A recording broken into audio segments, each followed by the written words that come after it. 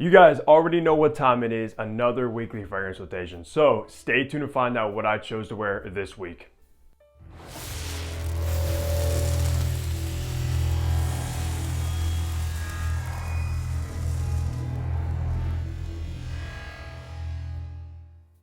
Hey, what's going on? Hunter here and welcome back to my channel. And if you are new, what I do is I make fragrance related content. So if you love fragrances, hit that subscribe button down below and also go ahead and follow my Instagram page. But that's right, another week, another weekly fragrance rotation. This is a series that I do on a consistent basis per week. And if you aren't familiar with this series, I pretty much go over what fragrances I chose to wear on each day, how many sprays, the kind of weather, and if I got any compliments or not. So let's just get right into Sunday. All right, so on Sunday, it was in the low 40s, kind of a dark, gloomy day. Didn't really do much on that day either. However, I did pull out a brand new niche fragrance in my collection that I have no experience with, no knowledge about or anything like that, but that is Atelier Blom's New Amsterdam. So this is a fragrance that I recently picked up at my local TJ's that was on clearance. So I was like, why not? Might as well give it a shot. I looked it up. It is sort of like an expensive niche house, so it definitely piqued my interest. This one, however, is a very rosy, kind of like a clean rose, along with this dirty, slightly barnyardy oud in the base. And it kind of reminds me of Le Labo's Rose 31, if you have any familiar with that fragrance. It's a very dirty rose as well. This does, however, lean slightly more on the feminine side. This is not a fragrance that I would reach for often. It's not my favorite rose or anything like that, but it is pretty well done. And that oud in the base gives it some nice depth. So on that day though, didn't do much, like I said, only 3 sprays of this one just to kind of get a vibe of it, see how it wears, and yeah, that's what I chose to wear on Sunday. Okay, so on Monday, it was in the mid 30s, pretty much was at work the majority of the day as well, kind of cloudy also, and I put out a brand new 2023 release that I recently just reviewed, and that is Valentino Uomo's Born in Roma Intense. And just how about that name, guys? That is a very long name, because this is actually a flanker of a flanker within the Uomo line, which is crazy. They are just getting bizarre with these flankers that they keep pumping out rather than coming up with new lines though. But the Born in Roma Intense flanker is very solid for what it is. It's very crowd pleasing, very easygoing, very sweet, almost like a bubblegummy sweet fragrance with this vanilla top that does dry down to the slightly smoky vetiver, which is the most enjoyable part about the entire creation. So on that day though, to work, I did do 10 sprays of this stuff, and it does live up to the Intense name. This stuff does last a very long time and projects very nicely. So if you are a fan of the original Born in Roma, this one is also as sweet as that one with some more added depth and intensity. So yeah, highly worth checking out if you love this DNA. On Tuesday, it was in the high 20s. It was a very cold, cloudy day as well. And I was in the mood for a spicy fragrance. And this one is one of the best spicy dominant fragrances on the market, at least that I've got my nose on. And it's come from the house of Sauvage. This is #1. Man, this fragrance literally smells like you're going down a spice trail, guys. That's exactly how it comes across. A ton of different spices in here with this sort of like cherry top note, which is kind of interesting because cherry's not listed, but I do get that vibe. Just a very fantastic, spicy, gourmand fragrance. But on that day to work, I did do 10 sprays of this as well.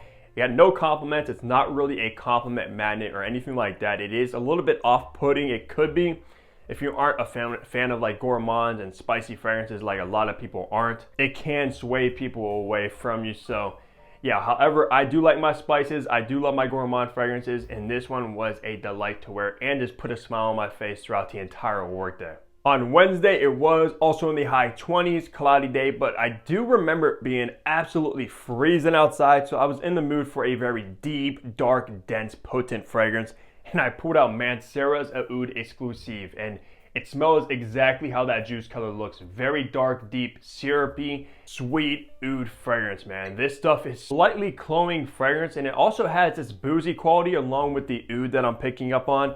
And it does have that Mancera signature oud, which I actually enjoy how they do it. It is slightly barnyardy, but not too much where it can be off-putting to most people. And this stuff is strong. Like I said, if you do spray this a lot, it can definitely become very cloying on your skin, and it will not go away. I did though do only 5 sprays of Oud Exclusive just because the last time I wore it, I did overspray and I kind of got sick of it. So I stuck with 5 sprays and it made me enjoy it a lot more. No compliments, however, because this one is obviously an oud-based fragrance. It's not crowd pleaser or anything like that, and a lot of people will not like this one unless they appreciate niche fragrances and fragrances that don't just smell like a Macy's store. They will like this one, but the majority of people will not. But that's what I chose to wear on Wednesday to work, is a oud exclusive. Wrapping my work week off on Thursday, I did actually decide to pull out one of my favorite fragrances within my entire collection that I consider to be a masterpiece, and I haven't worn it in quite some time, so I did miss it, and that is Amouage's Interlude Man. Now, on that day though, it was in the high 30s, so slightly warmer, still kind of cloudy and gloomy outside and kind of depressing, but it definitely lifted my mood because I'm a huge fan of like the smoky, resinous, incense-based fragrances, and this is one of the best incense fragrances money can buy, in my opinion. It's extremely smoky, but what makes it unique is this oregano note that brings a slightly herbal, green, gourmand touch to it. And man, the way this blends together is just perfection, guys. So if you're looking for a smoky, incensey fragrance, this is one you had to check out. Didn't get any compliments on that day either, but whoa, I always love wearing Interlude Man. I need to check out Interlude 53. I wasn't the biggest fan of the Black Iris fragrance. I thought it was a little bit too redundant and just wasn't worth picking up, but 53, I need to get my nose on. So Friday was the coldest day of the week. It was like in the mid-10s and even got down to like 7 degrees, I believe, and snowy. So yeah, that just was miserable. I hate the cold. I'm so tired of it. I cannot wait for spring to come and warmer months ahead. But on that day though, I did actually go shopping to like Saks Fifth Avenue. I also went to the Louis Vuitton boutique and got another fragrance, which you'll see next because I wore it. And the fragrance I decided to wear was one of the most elegant fragrance houses in my collection, and this is Fragrance Bois New York Intense. Now, if you're a fan of like fruity blackberry notes, this is definitely one you have to check out because it has one of the best blackberry openings I've ever smelled that dries down to a slightly woody, resinous base. And this just smells like money, guys. It smells like a rich, luxurious guy that has a ton of money. That's just the vibe it gives off, though.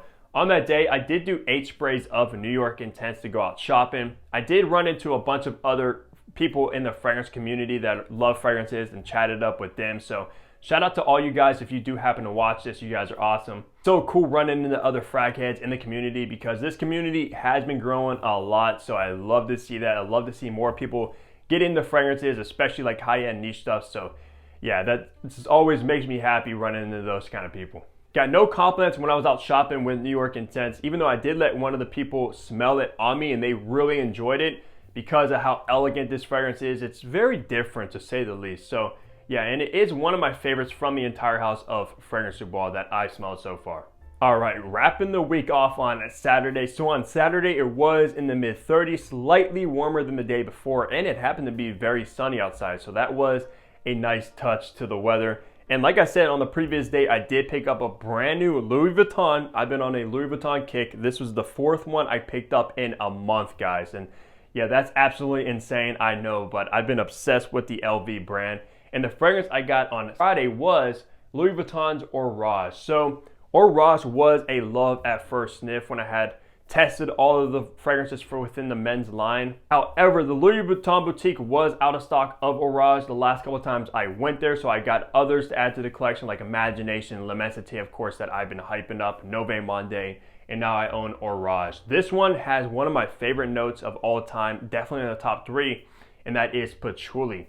However, the patchouli in here is not a earthy, kind of dirty patchouli. It's a very fresh, herbal, green patchouli in the base with this bright green bergamot in the opening as well. And man, this stuff is so good. It's definitely given L'Immensité a run for its money as the #1 spot when it comes to freshies from Louis Vuitton. On that day though, I did stay home for the majority of the day, did go out to do a couple things and stayed home at night, watched some UFC. I only did 8 sprays of Orage and got no compliments, but I pretty much just kept spraying this throughout the entire day just because of how much I love this fragrance. And it's very unfortunate because Orage is probably one of the most underrated fragrances within the men's collection, but I guess that isn't so bad for me because less people will be wearing this one. And I'll just keep it all for myself because, like I said, one of my favorites from the entire house. So that's going to do it for my weekly fragrance rotation. Let me know down below the fragrances you guys chose to wear throughout the week. Leave a like on the video if you did enjoy it, and subscribe if you guys haven't already. And I'll see all of you back here in my next fragrance video. Take care, everybody.